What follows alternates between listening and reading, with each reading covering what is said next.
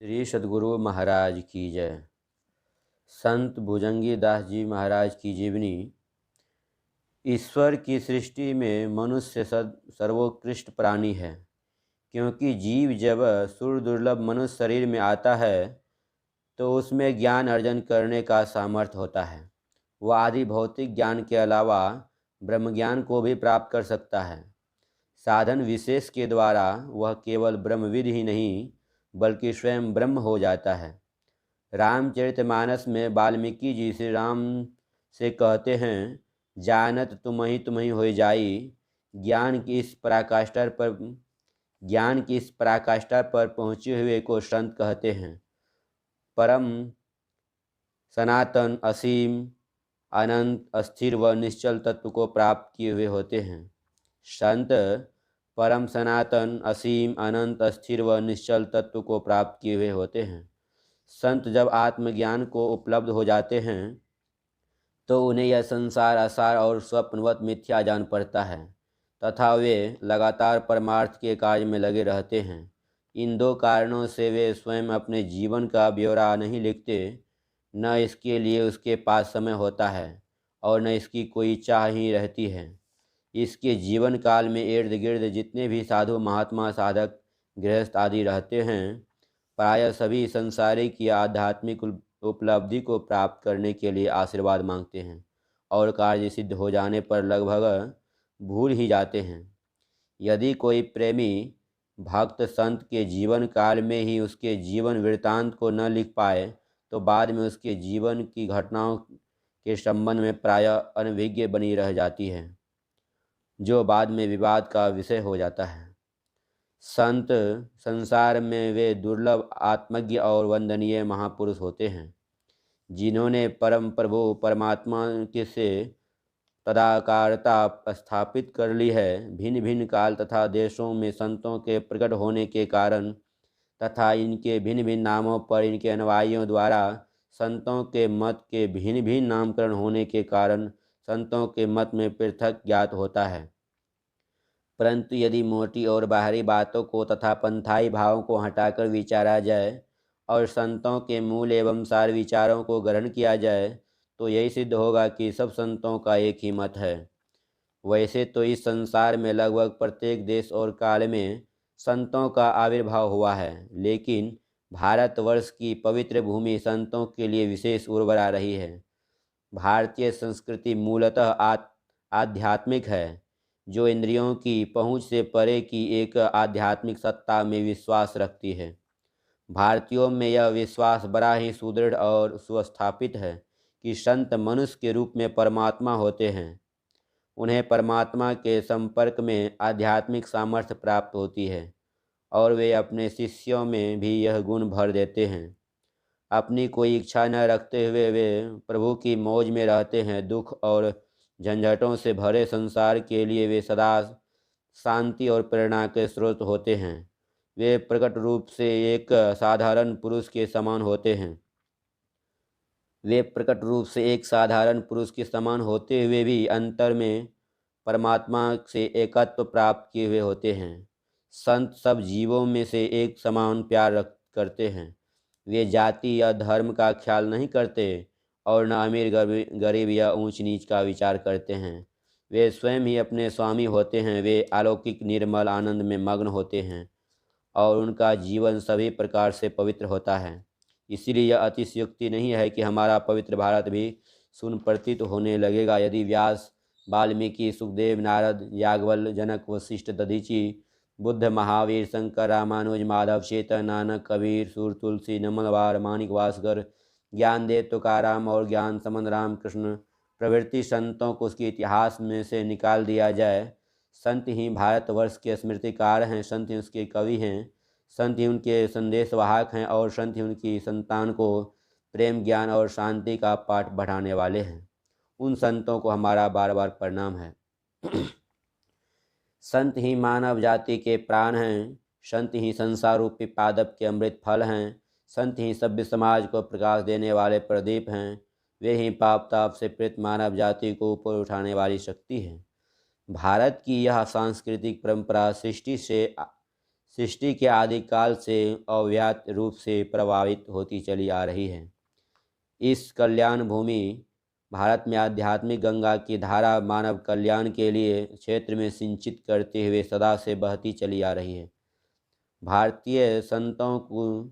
भारतीय संतों के दीर्घकालीन अविच्छिन्न परंपरा में हाथरस के महान संत तुलसी साहब ने सहज उत्साह और आशा विश्वास के साथ संत मत सत्संग का बीज वपन भारत की अध्यात्म उर्वरा भूमि की सुदूर गहराई में किया। मुरादाबाद के सदगुरुदेव परम संत बाबा देवी साहब ने अपने आध्यात्मिक बल से उसे अभिसिंचित करके अंकुरित पल्लवित किया और संत मत के महान आचार्य परम आराध्य ब्रह्मलीन संत सदगुरु महर्षि में ही परमहंस जी महाराज ने आत्मसंयम और सहनशीलता से उसे बेढ़कर सुरक्षित रखते हुए एक सुव्यवस्थित विशालतम वट वृक्ष का रूप दिया, जिसकी शीतल सघन छत्रछाया में क्या वैदिक, क्या ईसाई, क्या मुसलमान, क्या जैन, बौद्ध, क्या इस्लाम धर्मी, क्या सिख, फारसी, क्या आर्य समाजी, क्या आदिवासी, सभी सदाचार, सुचाचार, शिष्टाचार, स्वावलंबी जीवन यापन, कर्तव्य निर्णय की शिक्षा व प्रेरणा लेते हुए घर द्वार में ही रहकर मानस जप, मानस ध्यान, बिंदु ध्यान और नाद ध्यान का अभ्यास करते हुए सने सने लक्ष्य की ओर अग्रसर हो रहे हैं। इसी महान आध्यात्मिक परंपरा को अक्षुण्ण बनाए रखने के लिए श्रृंखला की एक अद्भुत कड़ी के रूप में प्रातः स्मरणीय अनंत श्री विभूषित परम पूज्य संत सदगुरु महर्षि में ही परमहंस जी महाराज के श्री चरणों से निसृत शुभ धवल दीप्यमान प्रचंड तेज युक्त विभूति का आविर्भाव संत भुजंगीदास जी महाराज के रूप में इस धराधाम पर हुआ। सभी समकालीन संत, साधु, महात्मा, सज्जन, सत्संगी, साधक समाज आपको संत मत का आदर्श कहा करते थे। स्वयं गुरु महाराज महर्षि में ही परमहंस जी महाराज आपको संत मत का नमूना कहा करते थे। वे यदा कदा भक्तों को कहा करते थे कि संत मत का नमूना देखना है तो भुजंगी दास को देख लो। समकालीन महात्मागण इस बात की चर्चा करते हैं कि कभी कभी मौज में गुरु महाराज कहते थे कि भुजंगी मेरा सच्चा बेटा है। आपकी पुण्यतिथि के अवसर पर भंडारे में जब संत शाही स्वामी जी महाराज का पदार्पण हुआ था तो प्रवचन के क्रम में उन्होंने कहने की कृपा की थी, संत भुजंगी बाबा संत मत के आदर्श और नमूना है। उनका जीवन 100% संत मत के सिद्धांत के अनुकूल गुजरा। वे संत मत के हीरा थे, हीरा ही नहीं वे कोहिनूर हीरा थे जो एक ही होता है। प्राचीन और अवार्चीन सदग्रंथों के संत के जितने लक्षण बताए गए हैं आप में वे सभी लक्षण विद्यमान हैं। आपने जीवन के अंतिम क्षण तक अपने आप को साधु, महात्मा या संत के रूप में प्रकट नहीं किया। सारे वेश में आप निष्काम कर्मयोगी बनकर गुप्त और छिपे हुए ही रहे। फिर भी सोई जाने जही देहु जनाई, जानत तुम्हें तुम्हें हुई जाई। रामचरितमानस की यह पंक्ति चरितार्थ हुई। चाहे आपके आसपास हो या आपसे दूर रहने वाले हो, साधु साधक प्रेमी भक्त जीवन की कठिन परिस्थितियों में या आध्यात्मिक साधना के क्रम में जब आपको याद करते तब आपकी दया की वर्षा होती थी और आपकी सूक्ष्म उपस्थिति का अनुभव भक्तों को ही हो जाता था। अपने जीवन के अंतिम वर्ष में तो जाते जाते आप अपनी कृपा दृष्टि की वृष्टि प्रेमी भक्तों पर अपनी मौज में आकर किया करते थे। आपका व्यक्तित्व प्रशांत महासागर की तरह शांत, तरंगहीन और गंभीर था।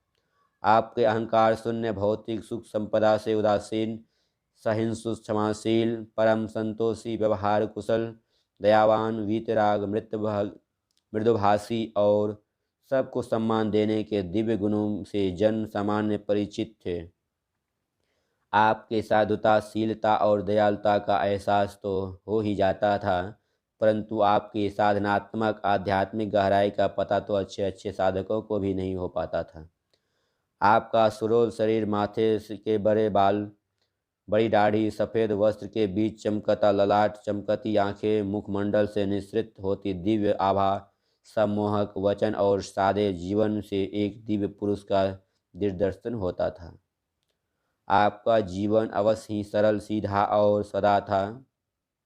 आपका जीवन अवश्य ही सरल, सीधा और सादा था, परंतु यदि संत मत के सिद्धांत, आदर्श और मर्यादा का प्रश्न होता था तो उसके पालन करने या कराने के लिए आप हिमालय की तरह अड़ी और दृढ़ प्रतिज्ञ होते थे। उस समय शास्त्रों में वर्णित सज्जनों का जो लक्षण नारिकेल समाकारः के रूप में किया गया है, आप में परिलक्षित होता था। नारियल की तरह आप बाहर से तो बिल्कुल कठोर हो जाते थे, लेकिन अंदर से आप मुलायम, उज्ज्वल, शीतल और मधुर ही रहते थे। आपके दर्शन मात्र से ही मन में भक्ति भावना की जागृति हो जाती थी। आप जैसे वीतराग वैरागी महापुरुष के लक्षण को बताने के लिए संत सुंदरदास जी महाराज की वाणी है। धूली जैसो धन जाके सूली सो संसार सुख, भूली जैसो भाग देखो अंत कैसी यारी है। पाप जैसी प्रभुताई साप जैसो सनमान, बराई बिछुन जैसी नागिनी सी नारी है। अग्नि जैसो इंद्रलोक, विघ्न जैसो विधि लोक, कीर्ति कलंक जैसी सिद्धि सी ठगारी है। वासना न कोई बाकी ऐसी मत सदा जाकी, सुंदर कहत ताही वंदना हमारी है। आपके जीवन में दर्शन था, प्रदर्शन नहीं। आप जीवन भर छिपे रहे, कभी अपने लिए छपाने का आपको न कोई शौक़ था और न कोई ज़रूरत, न कभी कोई प्रयास आपने इस दिशा में किया। आप जैसे गुप्त संत के लिए अयोध्या के संत पलटू साहब की वाणी है। जिन जिन पाया वस्तु को तिन तिन चले छिपाए, तिन तिन चले छिपाए प्रगट न होत हरकत।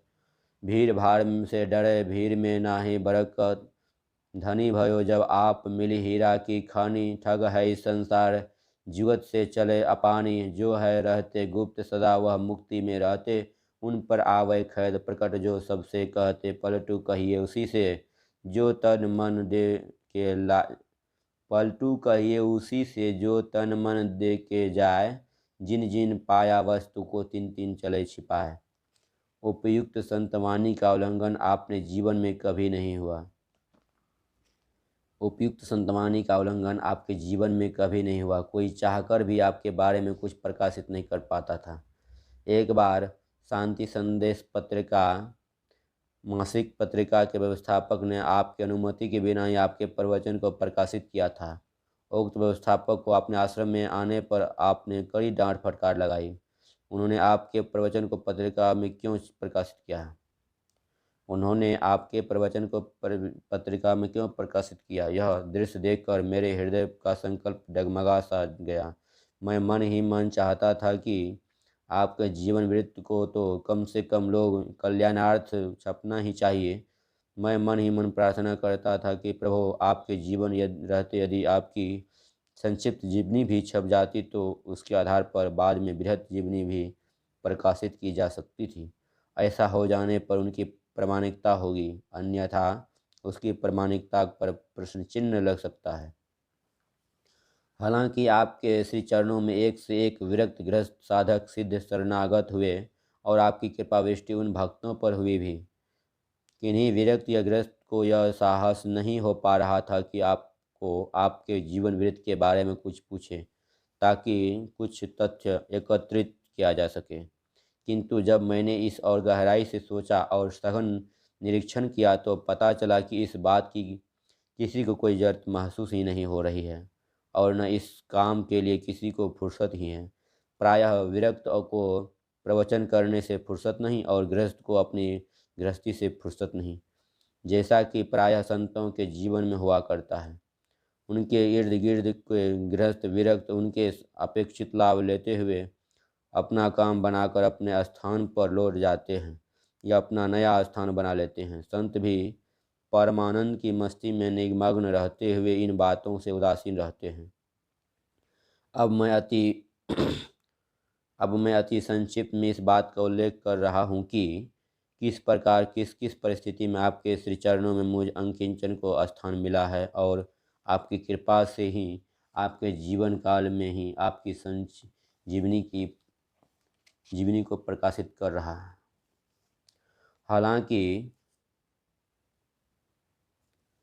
हालांकि 6-7 वर्ष की उम्र में ही माँ पिताजी के साथ अपने गांव के ही पास आयोजित सत्संग में गया था और गुरु महाराज महर्षि में ही परमहंस जी महाराज के शुभ दर्शन का सौभाग्य प्राप्त हुआ था। गुरु महाराज के दर्शन के बाद मेरी बाल्यावस्था की कोमल मानसिकता में यह बात बैठ गई कि ये ही ईश्वर हैं और ईश्वर ऐसे ही होते हैं। बस मैं गुरु महाराज की एक तस्वीर को घर में ले आया और रोज़ स्कूल जाने के वक्त गुरु महाराज की तस्वीर को प्रणाम करके ही जाता। अपनी पढ़ाई के क्रम में 1978 ईस्वी से 1984 ईस्वी तक भागलपुर में ही रहना पड़ा और अधिकतम समय कुप्पा घाट में ही बिताने से श्री सद्गुरु महाराज के दुर्लभ दर्शन और सानिध्य मिलता रहा। 1994 ईस्वी के बाद भी कुप्पा घाट आश्रम जाता रहा। 8 जून 1986 ईस्वी को श्री सद्गुरु महाराज ने अपने लोक पावन शरीर का परित्याग कर दिए तो उनके अंतिम संस्कार में भाग लेने के बाद जब रात्रि में आश्रम में ही ठहरा हुआ था तो एक गहरे अभाव को महसूस किया।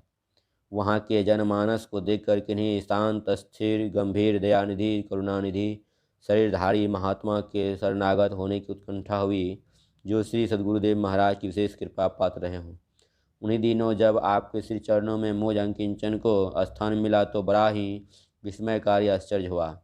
आपकी कृपा पूर्ण स्वीकृति के बाद तो ऐसा हुआ कि आगे की पढ़ाई और नौकरी करने के क्रम में जहाँ भी रहना पड़ा वहाँ मेरी अस्थायी पता होता था। लेकिन मेरा अस्थायी पता तो संतमत सत्संग आश्रम बराईचक पाटम ही रहा। उन दिनों बीच बीच में समय निकाल कर प्रायः आपके श्री चरणों के दर्शन करने और अपने जीवन के लिए दिशा निर्देश के लिए आपके पास आया करता था। जब कभी भी आपकी जीवनी लिखने के लिए आपको कुछ पूछता था तो आप मेरी पीठ को थपथपाते हुए कहते कि हो कर खनिया के जीवनी की लिखबो। कारखाने में काम करने वाले मुझ सामान्य व्यक्ति की जीवनी क्या लिखिएगा। आपने अपने पूरे जीवन में सिर्फ एक पुस्तक की रचना की है जो श्रीमद् भगवत गीता की टीका है।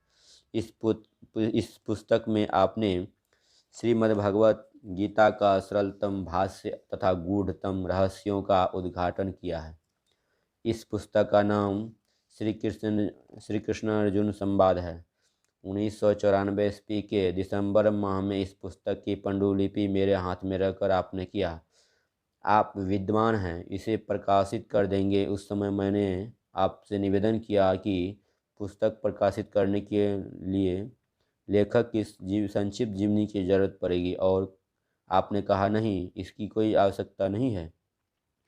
आप सिर्फ पुस्तक को छपवाकर प्रकाशित कर देंगे। मेरे विशेष आग्रह करने पर आपने मौन स्वीकृति दे दी।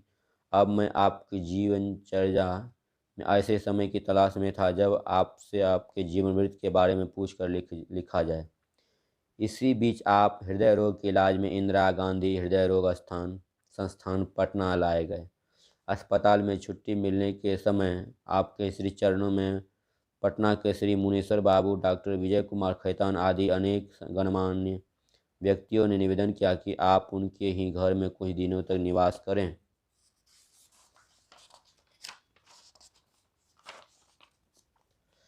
आपने फरमाने की कृपा की। मुझे रतन जी पटना लाए हैं, वे जहाँ रखेंगे वहाँ रहूँगा। मैंने शांत एकांत स्थान के ख्याल से पटना के राजवंशी नगर स्थित श्री रमेश बाबू के सरकारी क्वार्टर में 1-1.5 महीने के लिए आपके निवास का इंतजाम किया। यहाँ तंत्र क्वार्टर होने के कारण आपके दर्शनाभिलाषी को भी कोई असुविधा नहीं होती थी। इन्हीं दिनों में आपके पटना प्रवास के 1 डेढ़ महीने के अवधि में आपसे पूछकर आपके जीवन वृत्त को लिखने का अवसर प्राप्त हुआ, जिसका संक्षिप्त रूप श्री कृष्ण अर्जुन संवाद के लेखक की संक्षिप्त जीवनी के रूप में मार्च 1995 ईस्वी में प्रकाशित हुआ। ब्रह्म मुहूर्त में प्रायः 3 से 4 बजे ध्यान के बाद मैं एक डायरी और कलम लेकर आपके श्री चरणों में बैठ जाया करता था। तब आप बड़े ही प्यार से आनंद पूर्वक मुद्रा में अपने जीवन की एक एक घटना को विस्तार पूर्वक कहते थे और उन्हें मैं लिख लिया करता था। उसी डायरी से आपके जीवनी लिखी जा रही है, जो इस प्रकार है। बिहार राज्य के मुंगेर जिला अंतर्गत जमालपुर के निकट रामपुर नामक एक गांव है। यहाँ बरई कुल के श्री गुरुदयाल मंडल नामक एक भद्र पुरुष बहुत दिनों से निवास करते थे। देवेच्छा से ये वहाँ का निवास स्थान छोड़कर 10 किलोमीटर पूर्व बरई चेकपाटम, जो रतनपुर रेलवे स्टेशन से 1 किलोमीटर पश्चिम दक्षिण में स्थित है, आकर बस गए। वे ही आपके पुण्यशाली पूर्वज थे। श्री गुरुदयाल मंडल जी के 4 पुत्र थे, श्री पद्दू मंडल जी, श्री श्याम मंडल जी, श्री तिलक मंडल जी तथा श्री गोपाल मंडल जी। श्री तिलक मंडल जी के 2 पुत्र थे, श्री नथु मंडल जी और श्री सीता मंडल जी। श्री सीता मंडल जी का स्वर्गवासी अवस्था में ही हो गया था। श्री नथु मंडल जी ही आपके सौभाग्यशाली पिता थे। परम धर्मपरायण सौभाग्यवती श्रीमती वासो देवी आपकी माता थी। इस धराधाम पर आपका अवतरण 5 जनवरी 1922 ईस्वी को हुआ था। इस धराधाम पर आपका अवतरण 5 जनवरी 1922 ईस्वी को हुआ था। यद्यपि आपके एक बड़े भाई, 4 बहनें थीं, लेकिन चारों बहनों का बचपन में ही निधन हो गया था। आपके बड़े भाई श्री महावीर मंडल जी का भी 35 वर्ष की अवस्था में 1942 ईस्वी के नवंबर माह में निधन हो गया। वे अपने पीछे एक पुत्र तथा एक पुत्री छोड़ गए। आप अपने पिता के सबसे छोटे सुपुत्र थे। महापुरुषों के जीवन में बचपन से ही विलक्षणता देखी जाती है। आपकी बाल्यावस्था भी विलक्षणता से भरपूर थी। आपकी प्रकृति में बाल सुलभ चेष्टाओं का सर्वथा अभाव था। भला ऐसा क्यों न हो? आपका तो अवतरण ही शांति, स्थिरता व निश्चलता को प्राप्त कर संत होने के लिए हुआ था। फिर आप में अन्य बालकों की तरह चपलता, नटखटपन कैसे हो सकता है? आप बचपन से ही शांत, गंभीर और मननशील प्रकृति के रहे हैं। बच्चों के साथ खेलने के क्रम में भी झगड़ते नहीं थे। शुरू से ही आपके जीवन में अपेक्षा या उपेक्षा का अभाव रहा। आपको साधु महात्माओं के प्रति जितना आकर्षण था, उतना खेलकूद के प्रति नहीं। आप प्रायः एकांत शांत बैठे नजर आते थे। महासंस्कारी तथा जन्मजात योगी तो आप थे ही, क्योंकि बचपन से ही आपको साधु महात्माओं की संगति मिली है। आपकी बाल्यावस्था में ही एक बार जब आपने अपने बगीचे में एक साधु को देखा तो बड़े आश्चर्यचकित हुए और आपके मन में एक कौतूहलपूर्ण जिज्ञासा जागृत हो उठी। उन साधु बाबा की गंभीर निर्भीकता और अलमस्ती को देखकर आपको बड़ी प्रेरणा मिली। आपका अर्जित संस्कार जाग उठा। किसी समय भगवान बुद्ध ने भी एक निर्भीक और अलमस्त सन्यासी को देखा था तो उन्हें महान आश्चर्य हुआ था। उन्होंने अपने दुख की निवृत्ति कर डाली। उन्होंने अपने दुख की निवृत्ति कर डाली। फिर तो भावी दुख की निवृत्ति के लिए उनके 549 जन्मों की सतत साधनाशील रहने पर अर्जित संस्कार प्रखर वेग का धारण किया और जागतिक पिता के साम्राज्य का परित्याग कर परम पिता की असीम अनंत अपरंपार शक्ति को प्राप्त कर परम शांति को उपलब्ध हुए।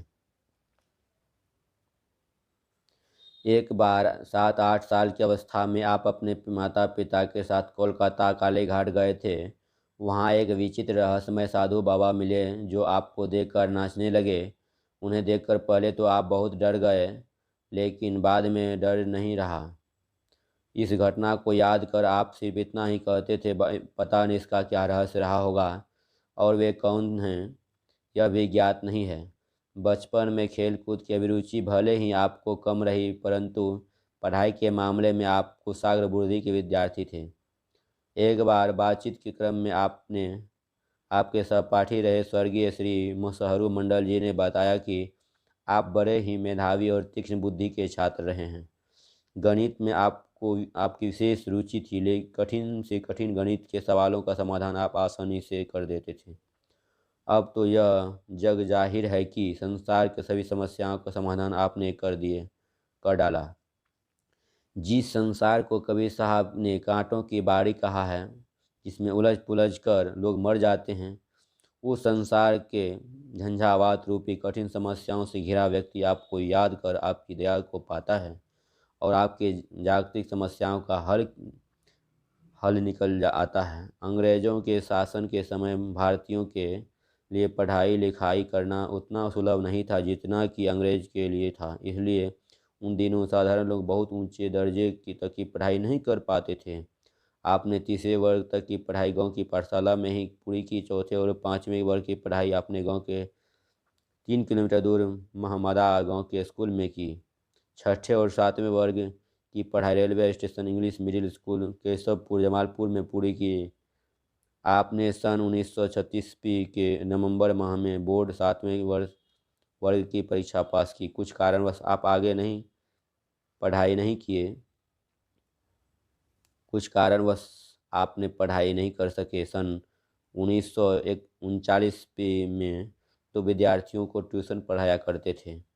संत कबीर साहब गुरु नानक साहब आदि संतों ने स्वावलंबी जीवन व्यतीत करते हुए संत कबीर साहब और गुरु नानक साहब आदि संतों ने स्वावलंबी जीवन व्यतीत करते हुए साधन भजन किया और संत पद को प्राप्त किया। अर्थात ये महापुरुष जब स्वयं के परमार्थ साधन में लगे थे तो अपनी रोटी के लिए दूसरे की कमाई पर निर्भर नहीं थे। अपने जीवन यापन और रोटी के लिए अपने पसीने की कमाई से धन जुटाते थे। संतों की इसी परंपरा का निर्वहन अपने दादा गुरु परम संत बाबा देवी साहब ने बड़ी मुस्तैदी से किया। उन्होंने कुछ समय डाकघर में नौकरी की तथा अपने रुपये को बैंक में जमा किया, जिससे वे एक निश्चित मासिक आय आती थी और उसी से रोटी का इंतजाम होता था। आपके सदगुरु महर्षि में ही परमहंस जी महाराज ने भी सन्यासी होते हुए भी स्वावलंबी जीवन व्यतीत किया। जब सन 1909 ईस्वी में महर्षि में ही परमहंस जी महाराज परम संत बाबा देवी साहब को सदगुरु धारण की और जब सन 1909 ईस्वी में सदगुरु महर्षि में ही परमहंस जी महाराज ने बाबा देवी साहब को सदगुरु धारण किए और उनके चरणाश्रित हुए तो बाबा साहब ने स्वावलंबी जीवन बिताने का कठोर आदेश दिया। उस समय गुरु महाराज एक युवा सन्यासी थे। बाबा साहब की आज्ञा को सिरोधार कर गुरु महाराज ने सन्यासी होते हुए भी जीविका के लिए पूर्णिया जिला के भंगा और सिकलीगढ़ धराड़ा में क्रमशः अध्ययन और कृषि कार्य किया। गुरु महाराज अपने प्रवचन के क्रम में कई बार बोले हैं कि सन्यासी होकर घर घर का मेहमान मत बनो और यह दावी मत करो कि मैं सन्यासी हूँ तो गृहस्थ मुझे क्यों नहीं खिलाएगा। ध्यान भजन सत्संग अपने उत्थान के लिए करोगे और रोटी खाओगे दूसरे की कमाई की, इससे तुम्हारे साधन भजन की कमाई बढ़ जाएगी। बाबा देवी साहब के सेल्फ सपोर्टर स्वावलंबी जीवन के सिद्धांत को आपने अक्षरश पालन किया। आपकी आजीविका के लिए जुलाई 1941 ईस्वी में आपने ईस्ट इंडिया रेलवे EIR के जमालपुर रेलवे कारखाना में नौकरी शुरू की और दिसंबर 1979 ईस्वी तक काम करने के बाद स्वैच्छिक अवकाश ग्रहण किया। अपनी नौकरी में आपने कभी भी कोई लापरवाही नहीं की। पूरे सेवा काल में आपने पूरी ईमानदारी और कर्तव्यनिष्ठा के साथ काम किया। आपके सेवा काल में आपके बड़े अधिकारी भी इस बात से अवगत थे कि आप सच्चे साधक और एक अच्छे महात्मा हैं। आपके विभाग के अधिकारी मल्होत्रा साहब थे जो आपके प्रति श्रद्धा और प्रेम रखते थे। वैसे तो प्रायः सभी अधिकारी आपसे बड़ी विनम्रता से मिलते थे, लेकिन मल्होत्रा साहब इस प्रकार मिलते थे जैसे एक शिष्य आप एक शिष्य अपने गुरु से मिलते हैं। प्रायः कारखाना में भोजनावकाश के समय प्रेमी जन आपसे आपके पास आते थे ज्ञान ध्यान अपने ज्ञान ध्यान तथा अपने जीवन की विभिन्न समस्याओं के बारे में चर्चा करते थे। आप भी बड़े प्रेम से उनकी बातों को सुनते और यदि कोई ज्ञान ध्यान की बात होती तो आपसी चर्चा भर ही करते थे। कभी भी अपने को साधु संत या महात्मा के रूप में प्रकट नहीं करते थे। जब आप अपने आश्रम में श्रमिक गाड़ी पकड़ने के लिए रतनपुर रेलवे स्टेशन जाते थे तो वहाँ स्टेशन पर यदि रेलगाड़ी का कुछ काल इंतजार भी करना पड़ता तो बिल्कुल शांत और एकांत बैठते थे। स्टेशन पर किन्हीं से गपशप नहीं करते थे। एक बार बरई चकपाटम के निवासी स्वर्गीय वासुदेव मंडल के पास कारखाना में एक व्यक्ति आया और कहने लगा कि मुझे पहाड़ दीवार घर आदि सभी के आर पार इस प्रकार दिखाई देता है जैसे पहाड़ दीवार मकान हो ही नहीं और कितनी भी दूर की वस्तु को साफ साफ देख सकता हूँ। वह एक साधारण व्यक्ति था, कोई सत्संगी या किसी मत को साधन भजन करने वाला भी नहीं था। उनके पूर्वजन्म के अर्जित भजन की कमाई से उसके दिव्य दृष्टि खुल गई थी। स्वर्गीय वासुदेव बाबू उत स्वर्गीय वासुदेव बाबू उक्त व्यक्ति को आपके पास कारखाना में भोजनावकाश में ले गए। थोड़ी देर बात करने के बाद आपने उनसे पूछा, मेरे आश्रम को देख सकते हो? उन्होंने कहा हाँ। आपने पूछा कि मेरे बिछावन पर बेडशीट किस रंग का है? उन्होंने सही सही बता दिया। फिर आपने अपने कमरे के बारे में जिन जिन चीज़ों के बारे में पूछा तो वे बताते गए। पुनः आपने पूछा कि मेरे बिछावन पर क्या क्या है? उन्होंने कहा कि तकिया के बगल में 2 पुस्तकें हैं। आपने पूछा कि कौन सी पुस्तक? उन्होंने इस पर उन्होंने कहा कि मैं पढ़ा लिखा नहीं हूँ, पुस्तक का नाम नहीं पढ़ सकता। कौन सी पुस्तकें हैं? फिर आपने स्वर्गीय वासुदेव बाबू को कहा कि जमालपुर में श्री तुलसी जी के यहाँ गुरु महाराज आने वाले हैं। इस व्यक्ति को गुरु महाराज का दर्शन करा दीजिए। जब उस व्यक्ति ने गुरु महाराज के दर्शन किए तो गुरु महाराज ने कहने की कृपा की, आप भुजंगी दास जी से दीक्षा ले लीजिए। वह व्यक्ति उस समय दीक्षा के लिए आपके पास नहीं आ सका। कुछ दिनों के बाद पता चला कि उक्त व्यक्ति की विशेष देखने की दृष्टि प्राप्त समाप्त हो गई। कुछ दिनों के बाद पता चला कि उक्त व्यक्ति की विशेष देखने की दिव्य शक्ति समाप्त हो गई थी। वह फिर साधारण व्यक्ति की तरह देख सकता था। आपने स्वर्गीय वासुदेव बाबू को बताया था कि यह दृश्य शक्ति उक्त व्यक्ति के पूर्व जन्मों की कमाई थी और साधन भजन करता तो शक्ति की बढ़ोतरी होती। कारखाने में शुरुआत में आप मशीन पर काम करते थे, बाद में विभागीय कार्यालय में कार्यरत थे। जब आप मशीन पर काम करते थे तो दिए गए काम को पूरा कर लेने पर भी ड्यूटी के समय आप अपने मशीन पर तैनात रहते थे।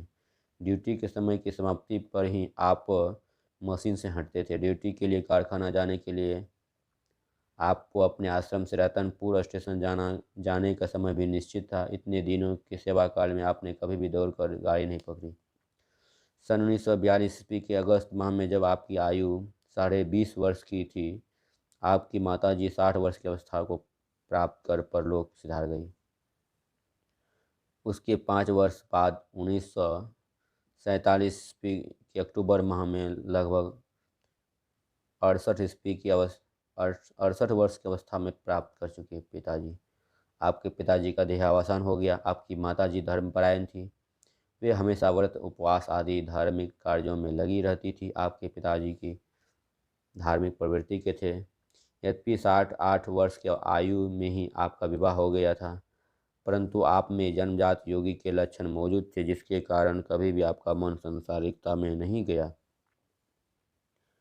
आप स्वभावतः वैरागी थे। आपके प्रत्येक क्रियाकलाप में वैराग की झलक थी और आप स्वयं वैराग के प्रतिमूर्ति थे। आप परिवार में कुछ वर्षों तक अवश्य रहे, पर एक तपस्वी की तरह जीवन बिताना पुनः आगे चलकर किसी कारणवश 1947 ईस्वी के दिसंबर माह में आपके वैवाहिक संबंध का विच्छेद हो गया और आपकी पत्नी का दूसरा विवाह हो गया। कालांतर में उनका देहावसान हो गया। आपने अलग आश्रम बनाकर सदा एक वैरागी का जीवन बिताया। जीवन की शुरुआत से ही आप शांत, गंभीर और अंतर्मुख होकर जीवन भर अपने परम लक्ष्य की ओर मुखातिब रहे। 38 ईस्वी के नवंबर माह में जब आपने बोर्ड की परीक्षा पास की और पढ़ाई स्थगित करने के बाद दो विद्यार्थियों को ट्यूशन पढ़ाने लगे, तो आपके पूर्व अर्जित संस्कार के फलस्वरूप आप अपने जीवन के लक्ष्य के बारे में गहन चिंतनशील हुए। आपके ग्रामीण श्री बीरन दास जी, श्री बद्रीदास जी, श्री जयलाल दास जी आदि संत मत के अनुयायी थे। ये लोग श्री बद्रीदास जी के बंगले पर नियमित रूप से सत्संग करने जाते थे। 1931 ईस्वी के अप्रैल माह में आपने ग्रामीण श्री जयलाल दास जी की प्रेरणा से उस सत्संग में आप भी जाने लगे। सत्संग सुनते समझते आपके प्रारब्ध की कमाई फलित होने लगी। आपके अंदर गुरु महाराज के दर्शन की उत्कंठा होने लगी। 1939 ईस्वी के अगस्त माह में संत सदगुरु महर्षि में ही परमहंस जी महाराज प्रथम दर्शन दरियापुर जमालपुर में हुए। प्रथम दर्शन के समय ही आप मन ही मन समर्पित हो गए और पूर्ण विश्वास हो गया कि ये ही एकमात्र सहारे हैं जो इस भयंकर संसार सागर को पार करा सकते हैं। यही एकमात्र कुशल केवट हैं जो भक्ति रूपी नाव में बैठाकर अति दुस्तर भवनिधि को पार करा देंगे। आपके गांव बड़ईचक पाटम में लगभग 6 किलोमीटर दक्षिण ऋषिकुंड नामक बड़ा ही प्राचीन आध्यात्मिक, ऐतिहासिक और स्वास्थ्यप्रद मनोरम प्राकृतिक स्थान है। यह स्थान कई पहाड़ी श्रृंखलाओं से घिरा हुआ है। ये पहाड़ अनेक दुर्लभ जड़ी बूटियों के अखुट भंडार है।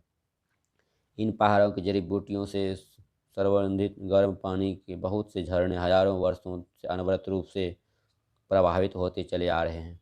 लाखों व्यक्ति प्रकृति की इस अमूल्य देन से लाभान्वित होते हुए यहाँ की जड़ी बूटियों और गर्म पानी के सेवन से जन साधारण को अपरिमित लाभ आ रहा है। इनके उपयोग से उनके कठिन से कठिन लाइलाज रोगों को भी छूटते हुए देखा गया है। यह स्थान प्राचीन काल से ही ऋषियों, तपस्वियों और मनीषियों की साधना स्थली रही है। बिहार के मुंगेर जिले के इस स्थान को महर्षि कश्यप के सुपुत्र महर्षि विभांडक एवं उनके पुत्र श्रृंगी ऋषि की तपस्थली माना जाता है।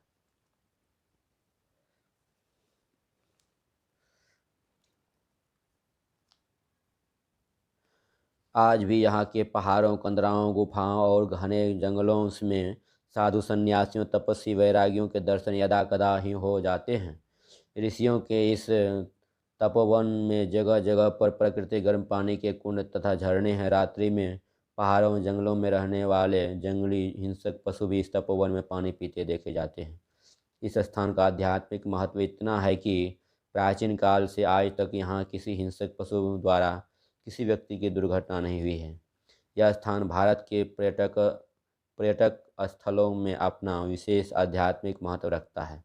प्रकृति के इसी अनुपम स्थल में एक विशाल स्फटिक शिला पर जो मुख्य कुंड के दक्षिण में स्थित है, 1939 के दिसंबर माह में आपको संत सदगुरु महर्षि में ही परमहंस जी महाराज से दीक्षा मिली। इस समय आपको मानस जप, मानस ध्यान, दृष्टि साधन की दीक्षा दी गई। फिर 15 वर्षों के बाद श्री संत मत सत्संग आश्रम सिकलीगढ़ धराराम गुरु महाराज के द्वारा आपको श्रुत शब्द योग नादानुसंधान की दीक्षा दी गई। ऋषि कुंड में मुख्य कुंड के दक्षिण में स्थित यह विशाल शिला आज संत मत के अनुयायियों के लिए एक पवित्र धरोहर है। वह शिला आपकी महान दीक्षा भूमि के रूप में एक ऐसा स्मारक जहाँ जाने पर लोगों को यह प्रेरणा मिलती है कि मनुष्य शरीर में आकर इस प्रकार की साधना विधि भी जाना जा सकता है, जिसके अभ्यास से स्थूल सूक्ष्म कारण महाकारण के आवरणों का भेदन कर मोक्ष को प्राप्त किया जा सकता है।